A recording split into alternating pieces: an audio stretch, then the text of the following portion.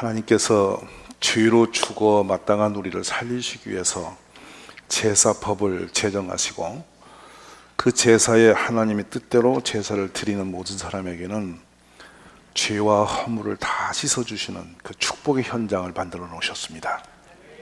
우리 오늘 이 밤에 그 말씀을 대하는데, 제물은 죄를 대신하여 죽어가는 짐승이었고, 죄인은 그 짐승의 머리 위에 손을 얹어 죄를 전가시키고, 말없이 죄 없이 이유도 모르게 짐승은 이제 생명을 내놓는데 칼로 목을 찔러 피를 빼고 가죽을 벗기고 각을 뜨고 기름을 도려내고 모든 더러운 걸 다 긁어낸 다음에 산산이 갈갈이 찢겨진 채로 번제 제단 위에 올려져서 불에 태워지는 겁니다.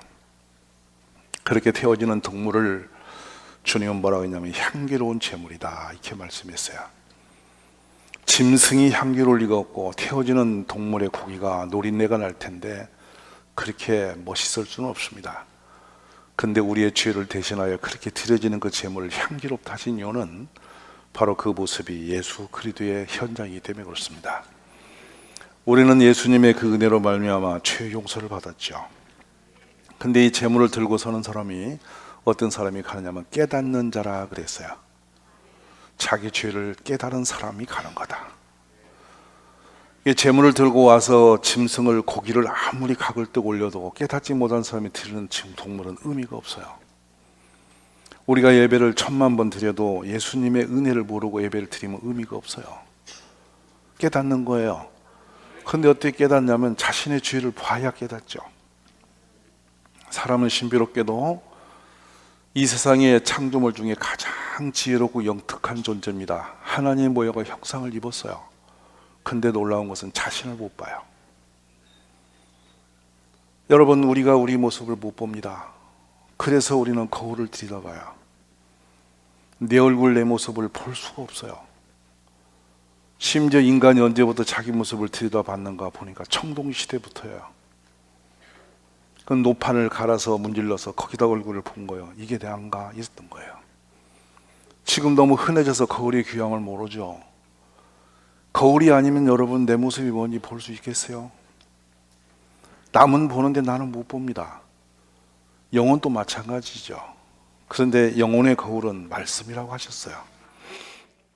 이제 내 영혼이 어떤 모습인지는 깨닫는 것은 말씀을 신중하니 듣지 않으면 전혀 나를 몰라요.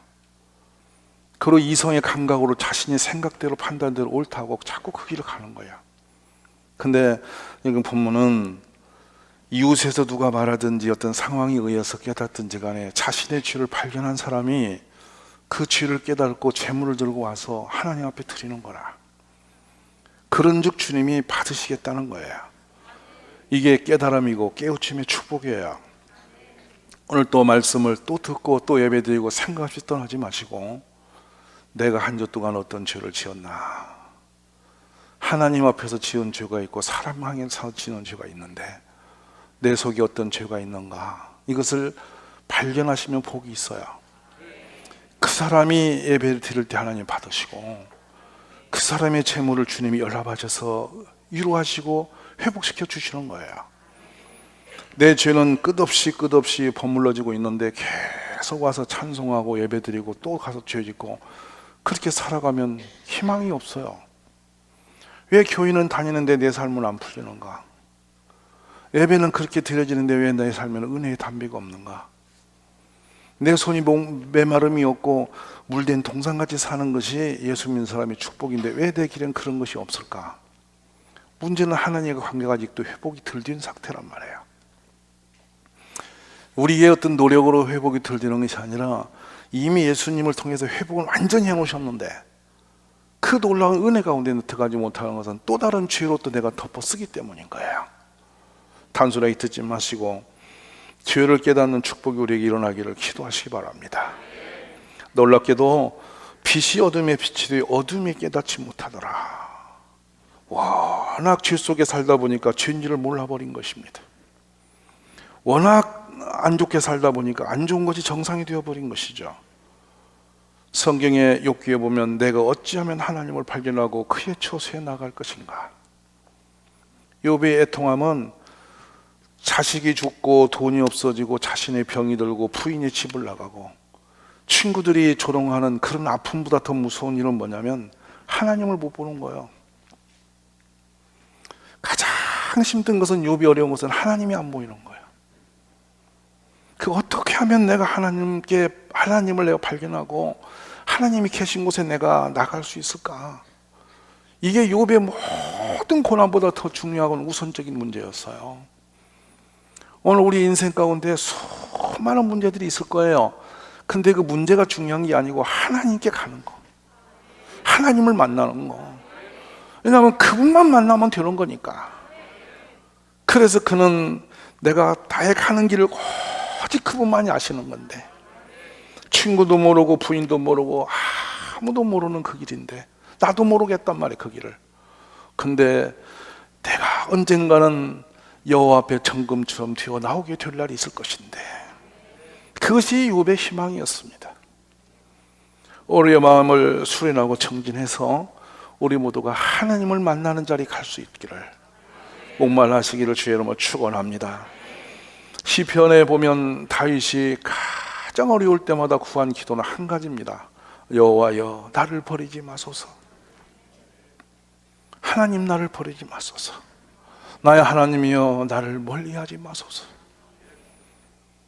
내 삶에 죽음의 위협이 있고 자식들이 사고를 쳐서 서로 살인자가 되어지고 나라가 휘둘리고 온갖 시련이 다 와도 그 문제는 둘째 문제고, 하나님께 버려질까 그것이 두려웠던 거예요. 그래야 다윗이 하나님께 합한 사람이 된 거예요. 우리는 작은 문제들에 매달려서 하나님을 놓쳐버리는 거예요. 근데 그게 얼마나 무서운지를 모르고 그냥 세상 문제에 휘둘려 갖고 세상을 다 어지럽혀 놓고 그거 붙들고 헤매고 있는 거야. 여러분, 육신의 질병도 경제 재산의 문제도 사람 관계 문제보다 더 급한 문제는 하나님과 관계입니다. 이 제사를 이제 정리해 가면서 내 일기의 전체는 하나님을 어떻게 만날 것이냐, 그 문제예요. 왜? 죄로 가로막이 됐어요. 그래서 하나님 만나는 그 길을 어떻게 할 것이냐, 그것이 숙제였어요. 성경에 보면 종종 놀라운 깨달음들이 있습니다. 베드로의 설교를 듣고 그 많은 사람들 중에 일부 깨달은 사람이 있죠. 그들이 외친 소리가 뭔지 아세요? 형제들아, 우리가 어찌할꼬? 우리가 어찌할꼬? 예배 드릴 때 내 삶에서 이런저런 문제가 올 때 내가 어찌하면 좋을꼬? 내가 혈과 육으로 이 문제를 어떻게 돌파하고 서로 원수를 맺고 등을 지고 그냥 갈라서고 이것이 답이 아니라 내가 이 상황에서 어찌해야 할꼬? 아멘이십니까? 내가 어찌해야 하는꼬? 그럴 때 베드로가 말씀을 합니다. 너희가 회개하여 각각 예수 그리스도의 이름으로 세례를 받고 죄 사함을 받아라. 그리하면 성령의 선물을 받으리라 그랬어요. 성령의 선물이 뭡니까? 하나님을 만나게 되리라, 그 뜻이에요. 시몬 베드로가 고기를 많이 잡은 다음에 깨달은 게 하나 있습니다. 주여, 나를 떠나소서, 나는 죄인이소이다. 고기 잡으러 갈 때 죄인인지 몰랐어요. 제자들 동원해서 같이 물고기 잡으러 뛰어다닐 때 몰랐어요. 주님과 동행하면서도 몰랐어요. 근데 어느 날 헛발질하고 실패하고 예수님 말씀을 따라 그물을 내려서 고기를 많이 잡고 깜짝 놀란 거예요. 고기를 보고 내가 잘 됐다, 나 이제 부자 됐구나, 이제 재미나는구나가 아니라 내가 죄인이구나, 이걸 깨달았다는 거예요. 사랑하신 가족 여러분, 내가 죄인인 것을 발견하는 것이 불행한 일이 아니에요. 죄인이 죄인인 줄 모르는 것이 불행한 거예요. 우리 모두가 오늘 주여 나를 떠나소서, 주 앞에 서기는 너무도 모자랍니다, 나는 죄인입니다 하는 이 베드로의 깨달음이 우리에게 임하기를 기도하십시오. 요한복음 3장 19절에 말씀합니다. 그 청주는 이것이니 곧 빛이 세상에 왔으되 사람들이 자기 행위가 악함으로 빛보다 어둠을 더 사랑한 것이니라. 워낙 어둠을 사랑하고 어둠을 좋아하고 워낙 죄 속에 묻혀 살다 보니까 이것이 좋아버린 거예요. 그렇게 사는 것이 그냥 좋은 삶인 줄 아는 거예요. 이것이 우리의 무덤이라는 거예요.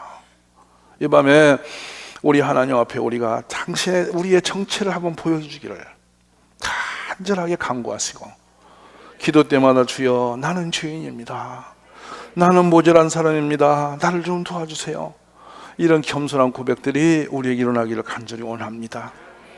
31절에 보면은 불살라 이렇게 되어 있어요. 태워져 없어져 버려야 할 것, 내 삶에 불살라가 태워서 없어져 버려야 할 것. 예수님이 십자가에 죽으실 때 하신 일은 딱 하나뿐이에요. 우리의 죄, 그 죄 없애주신 거예요. 근데 또 죄를 내 속에 품고 그 죄를 내가 또 가슴에 안고 살아가는 것보다 더 불행하고 악한 일은 없는 거예요. 여러분, 무슨 흉악한 흉기를 들고 남을 해치는 게 죄가 아니에요. 마음으로 오는 죄가 더 무서운 거예요. 아멘이십니까? 그냥 혈기내 누가고 이놈 저놈하고 싸움질하는 것보다 더 무서운 건 속으로 미움을 품고 사는 거예요. 그것이 우리의 영혼을 병들게 했고 주님 앞에 우리가 버려짐을 당하게 만든 거예요. 그러니까 허다한 상황에서 그놈이 나쁜 놈이니 내가 미워할 수밖에 있냐고, 저놈이 저렇게 못돼 먹었으니 내가 미워할 수밖에 없지 않냐고, 이렇게 말하는 것이 문제라는 거예요. 왜냐하면 주님은 허다한 죄와 허물을 덮으셨어. 우리 보고도 그렇게 살라고 하시는 거예요. 그래서 불살라 버렸다는 것은 흔적도 없이 태워버린다는 거예요. 날마다 여러분 이 제사를 드리는 이 용의 불타다라는 용어가 어떤 용어냐면, 연기로 피어올려서 연기가 훅 날아가 버리고 없어져 버려. 실체는 있었던 거예요. 근데 이걸 태워버리니까 연기가 펄펄 나면서 태워져서 검은 채가 되더니 싹 흔적도 없이 사라져 버린 거예요. 그래서 향기롭다 말만 남는 거예요.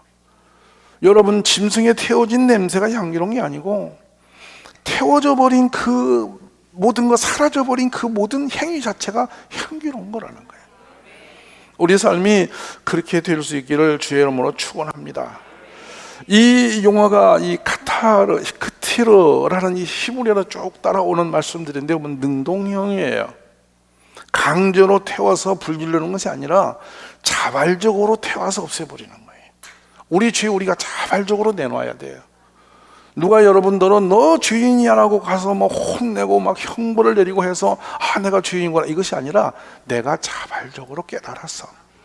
아이고 내가 이러면 안 되는 거구나, 아이고 내 속에 이런 것이 있어서는 안 되겠구나, 이래고 그걸 끄잡아내서 하나님 앞에 다 털어놓아 버리는 거. 예수님, 이 더러운 내 속에 있는 더러운 죄 내놓으니 다 태워 없애주세요, 이렇게 하는 거, 이것이 바로 향기로운 축복이란 말씀이에요.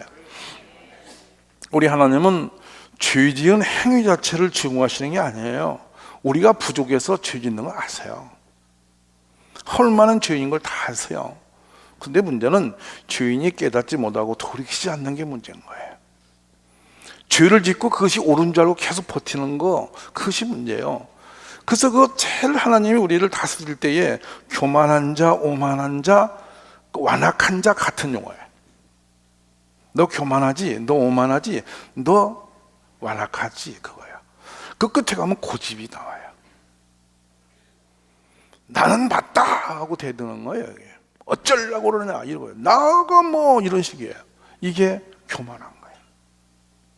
근데 우리 하나님 은혜 받은 사람은 작은 비바람만 불어도 아차 내가 죄진 건 없을까? 자동차를 타고 가다가도 아차 깜짝 놀라, 내가 어떤 죄진 건 없는가? 여기 항상 영이 깨어서 하나님 앞에 나를 들여다보는 거야. 그 사람이 복 있는 사람이에요. 우리 예배할 가운데 그런 은혜가 있기를 기도하셔요. 누가복음 18장에서 두 사람이 성전에 들어와요. 잘 살았다는 거예요.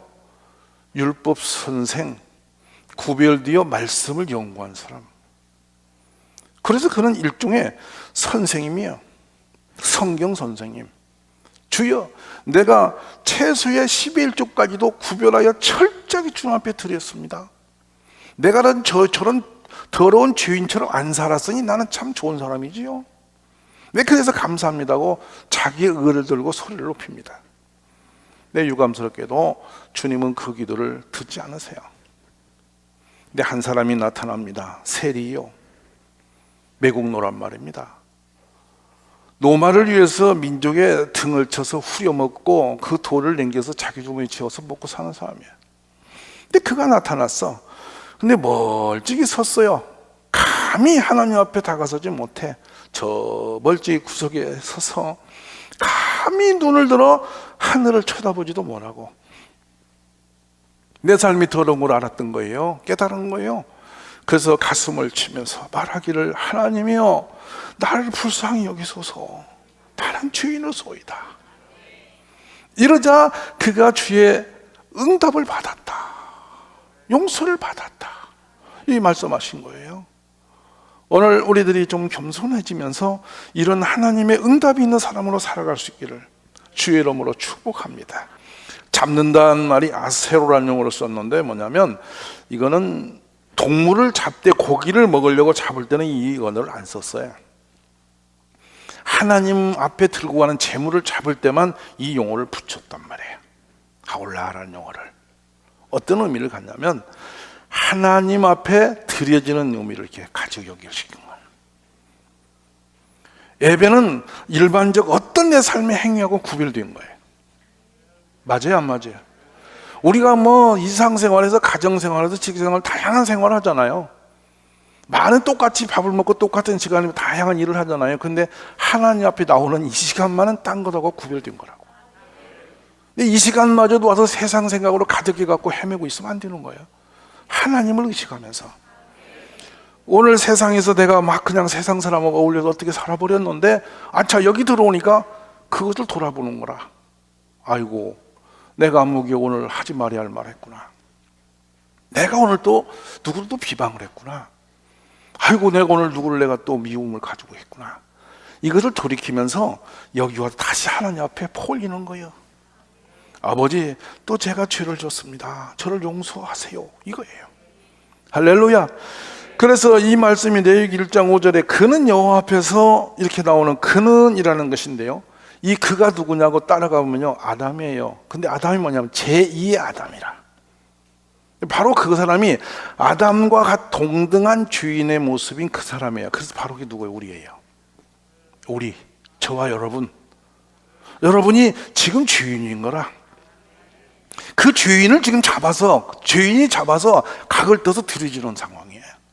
이 주인을 대신해서 각을 뜨고 들어가신 분이, 여러분, 창에 찔리고 못에 박혀서 죽으신 분이 누굽니까? 예수님이란 말이에요. 그것이 예수님의 몫이 아니라 우리의 몫이었어요. 그것을 우리 주님을 통해서 하셨다 이 말입니다. 요한은 이렇게 기록을 남깁니다.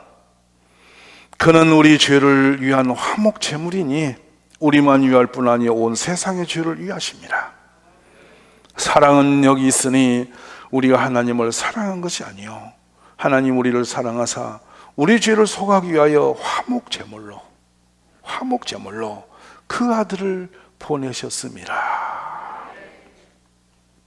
오늘 뭐 살아가면서 이렇게 저렇게 충돌이 있고 마음이 상하고 또 여러분이 부당하고 억울하고 속상하고 이렇게 엉킨 거 있어요. 분명히 있을 거예요. 없는 것처럼 하지 마시고 있으면 있는 그대로를 하나님 앞에 대어놓고, 옳고 그름의 문제는 하나님이 하실 일이고, 주여 내가 내 마음에 품지 말을 것 품고 있으니 이거 다 지워주세요. 불태워서 살려버리세요. 이렇게 하나님 앞에 털고 일어서시기를 주의 이름으로 축원합니다. 그리하면 내가 억울한 것이 아니고 내가 모질해서 그런 게 아니라 하나님이 복을 주세요. 하나님이 값을 갚아주세요. 모든 것이 하나님께서 났으며 그가 그리스도로 말미암아 우리를 자기와 화목하게 하시고 또 우리에게 화목하게 하는 직분을 주셨으니 곧 하나님께서 그리스도 안에 계시사 세상을 자기와 화목하게 하시며 그들의 죄를 그들에게 돌리지 아니하시고 화목하게 하는 말씀을 우리에게 부탁하셨느니라. 그러므로 우리가 그리스도를 대신하여 사신이 되어 하나님이 우리를 통하여 너희를 권면하신 같이 그리스도를 대신하여 간청하노니 너희는 하나님과 화목하라.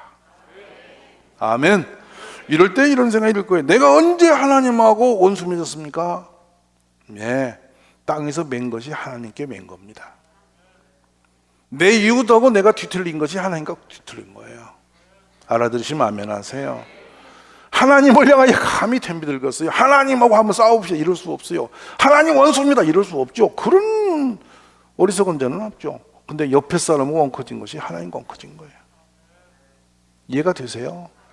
오늘 밤에 내려놓으십시오. 로마서 12장 18절에 생활지침입니다. 할 수 있거든 너희로서는 모든 사람과 더불어 화목하라. 가리지 마라. 이 사람이고 저 사람이고 구별해서 어쩌고 저쩌고 하지 말고 모든 사람하고 그냥 평범하게 모든 사람과 어울려서 화목하게 살아. 이 말씀이에요. 교회도 보면요 친한 사람끼리만 뭉쳐져요. 옆에 인사 좀 해봐요. 왜 그러십니까? 물어봐. 뭐지 시켜서 그렇게 사냐고 물어봐. 그거는 성경에 기록된 바가 없어. 어떤 교과서도 어떤 세상의 책도 너는 좋아하는 사람은 좋아하라고 기록해서 가르친 책은 이 땅에 씨도 없어. 근데 그걸 어디서 배워서 쓴단 말이에요. 그렇게 산단 말이에요. 누가 가르친 것 같아요? 아니 대답 좀 해. 누가 가르친 것 같아 그 법은? 한 번 미운 놈은 죽도록 미워. 소리도 미워. 발소리도 미워. 자다가도 꿈을 꿔도 미워. 누가 가르친 거예요 그거? 잘 들으셔. 누가 가르쳤어? 또 차마 말은 못하겠지. 왜 가르치지 않은 것은 제대로 배워서 하고 이렇게 가르치는 안 듣느냐 그 말씀인 거예요. 오늘 다 날려내시기를 원합니다. 우리가 수없이 설교도 했고 들었던 말씀이 마태복음 5장에 있지요. 나는 너에게 이르노니, 예수님이 직접 하신 말씀이에요. 여기 나는 예수님입니다. 형제에게 노하는 사람마다 심판을 받게 되고 형제를 대하여 미련한 놈, 이 말을 그 헬라어로 라가라 이렇게 말했어요.